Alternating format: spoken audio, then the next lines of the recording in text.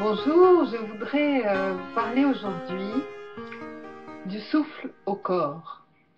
J'ai fait un premier vidéo sur le souffle de l'art et je pense que ce vidéo que je vais faire aujourd'hui, je l'ai soumis pour évaluation à la revue Présence de l'UQAR.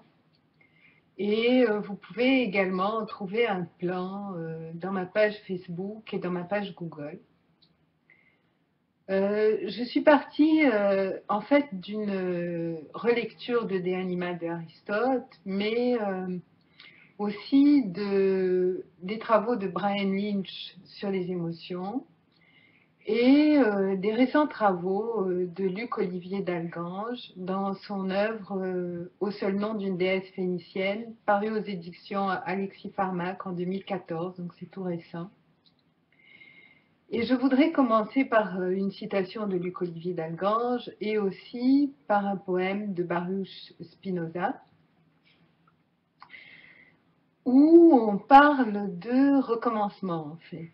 Parce que parler de souffle au corps, c'est une façon de reprendre le fil d'une tradition qui s'était perdue. Alors voilà, recommencer, écrit Dominique Deroux, avoir tout perdu. Recommencer, c'est traverser la rivière noire du Lété, franchir dans les années, les millénaires, les flots drus et verts de l'Atlantique éternel, se réveiller un jour, identique et sans mémoire, sur une plage de l'autre côté de tout, loin de tout, parce que tout est à jamais qu'à bout. Ce sont alors les rivages inconcevables d'un monde d'enfants, une plage aussi nouvelle que me semblait être le monde du temps de ma jeunesse. Alors, sous le signe du recommencement, ce très beau poème d'amour de Jorge Luis Borges qui a été publié très récemment chez Gallimard. C'est aussi une édition de 2014. Borges décrit Spinoza. Brouillard d'or, l'Occident éclaire la fenêtre. Le manuscrit ponctuel attend, comblé d'infini. Quelqu'un construit Dieu dans la pénombre. Un homme engendre Dieu. C'est un juif, aux yeux tristes et au teint olivâtre. Le temps l'emporte comme le fleuve emporte une feuille dans l'eau qui décline. Peu importe.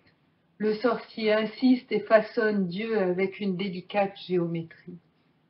Depuis sa maladie, depuis son néant, il continue à ériger Dieu avec la parole. L'amour le plus prodigue lui fut donné. L'amour qui n'espère pas être aimé. Donc, il s'agit bien là de l'agapé grec. Et je voudrais reprendre donc cette idée de souffle qui anime l'art, le soul art. L'art est cet espace vide par excellence qui offre un terrain d'expression à la plasticité de nos émotions, à un supplément d'âme qui peut nous restituer à nous-mêmes.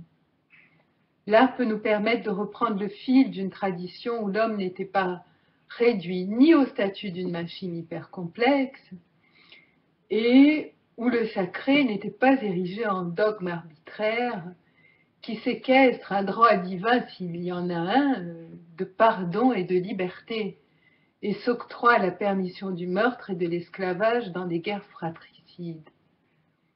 Lorsque l'art s'offre à nous et nous recevons en partage, par exemple un long poème vénitien et ombré, un opéra envoûtant, je pense à Gershwin pour Bess, un film qui restera à jamais un battement d'ailes gravé dans la mémoire, je pense à Wim Wenders, Les ailes du désir. Le don a pour qualité de nous aider à mieux nous connaître et à nous reconnaître dans un être autrement. En effet, l'humain est conflit, et bien souvent, l'art expose ces conflits, et au chemin heideggérien qui mène à nulle part, elle oppose une voie de sortie de ces labyrinthes qui nous maintiennent prisonniers. Car l'art nous offre le dire, même si le dit ne console pas de tout ce qui reste à dire, nous soufflerait Lévinas. Ce langage inspiré, autant que pensé, où les muses se joignent au projet, ouvre une perspective nouvelle pour comprendre et saisir la portée au sens musical, d'une émotion. Et si la partition est mauvaise, nous pouvons en changer. Si le scénario nous déplaît, nous pouvons en construire un autre. Si le masque ne nous convient pas, nous pouvons en changer. En effet, l'art porte en son souffle une vérité réparatrice, une vérité des recommencements. Elle peut enlever une vie de l'abîme, dessiner des échelles, des cordes, car elle ne s'esquive pas devant les abîmes. Et c'est y lire les marches qui y conduisent et celles qui nous sortent du gouffre. La gamme des émotions aux variations infinies peuvent être punitives ou salvatrices.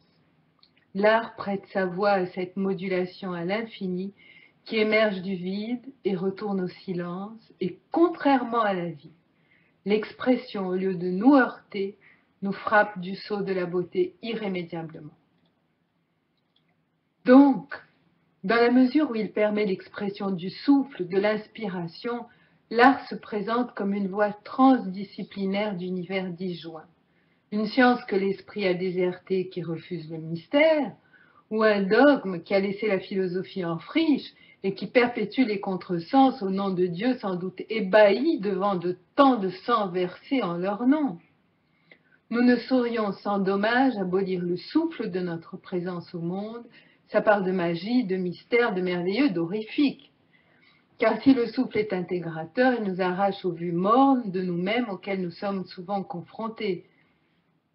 Alors, je cite, « Si cette âme fait défaut, ou plutôt si nous faisons défaut à cette âme, la tradition ne se renouvelle plus, ce qui nous laisse comprendre pourquoi nos temps profanés sont à la fois si individualistes et uniformisateurs. » Et je cite encore, « La philosophie et la philologie nous enseignent qu'il n'est point de mouvement ni de renouvellement sans âme. L'âme elle-même n'a point de fin, car elle n'a point de limite, étant le principe, l'élan, la légèreté du don, le rire des dieux. » C'est dans Luc Olivier d'Algange, son dernier ouvrage, donc au seul nom d'une déesse phénicienne. Aux attributs de bon ou mauvais, de fierté et de honte, qui ont tant meurtri les personnes, tandis qu'elles cherchaient à se comprendre et à se situer dans un monde pétri de contradictions et de tartufferies, l'art restitue la voix endogène, la voix de l'intériorité qui permet à la personne, dans la nuit de l'immanence et du secret, de transcender. Car l'art nous affecte et délivre le dire qui nous permet d'évoluer, et ce, à l'instar de la conférence des oiseaux, de concert.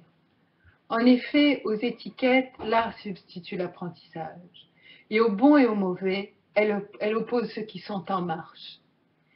Et, sous le signe d'André Chouraki, en marche ceux qui souffrent. Ainsi, elle restitue la joie au scénario, la lumière du visage perce à travers tous les masques, et la mutation advient. Le chant habité, la partition sonore, la photographie déploie le monde sous nos yeux, le poème construit Dieu. Le désir se substitue à la honte, l'art est plastique, à la manière de notre esprit. L'attaque, la fugue, la grande évasion, le face-à-face, le combat, tout est possible dans cette place vide, où rien ne blesse parce que tout est connaissance, et pourtant tout est beauté. Les relations qui se nouent sont des orchestres, des pièces, la comédie humaine vue de loin ou de près, de biais, mais toujours étudiée, consciente, précise, poétique. Cela nous permet de percevoir nos conflits sous un autre angle, les définir, les évaluer, les moduler, les maîtriser. Ainsi, grâce à sa plasticité, nous pouvons sortir des démarches émotionnelles punitives qui ont amputé le souffle à la science et érigé des contresens dans le domaine du sacré par un trop-plein de haine, de honte et de dégoût, et revenir au désir de connaître, de comprendre, et de substituer nos pauvres étiquettes à la reprise de la marche, au contact réparateur à la vérité. De l'autre côté, je cite, de l'immense giration des eaux, hors d'atteinte, se lèvent ainsi des bastions de tendresse, de certitude, où se formulent les paroles et où s'organisent les forces de recommencement, du retour armé vers des lieux anciens, où tout est correspondance. Je voudrais conclure par un poème. Ce poème, c'est une chanson sur l'enfance de Peter Hanke. C'est quand l'enfant était enfant. Quand l'enfant était enfant, il allait les bras ballants, voulait que le ruisseau soit un fleuve, que le fleuve soit un torrent, et cette flaque, la mer. Quand l'enfant était enfant, il ne savait pas qu'il était enfant. Tout pour lui avait une âme, et toutes les âmes n'étaient qu'une. Je vous remercie vivement de votre attention et à très bientôt dans un prochain vidéo.